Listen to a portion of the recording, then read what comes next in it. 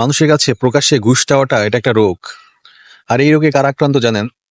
সমগ্র বাংলাদেশের সরকারি অফিসার প্রত্যেকেই জড়িত।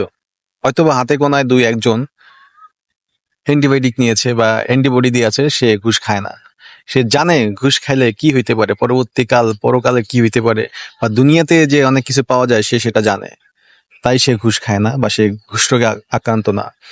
এছাড়া বাংলাদেশের যতগুলা সরকারি অফিস আছে, বেসরকারি অফিসেও আছে, কিন্তু এরা সুযোগ কম পায়।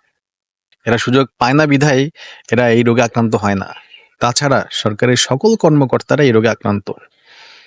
সো বাংলাদেশের যে প্রধান আছে এখন যিনি, তাকে বলবো এমন একটা ভ্যাকসিন তৈরি করুন, এমন একটা মেডিসিন তৈরি করুন, যেটা করে আপনি আপনার সরকারি সকল কর্মকর্তারা এটা খাওয়াই দিবেন, পুশ করে দিবেন, যাতে করে ঘুষ খাওয়াটা বন্ধ হয়ে যায়।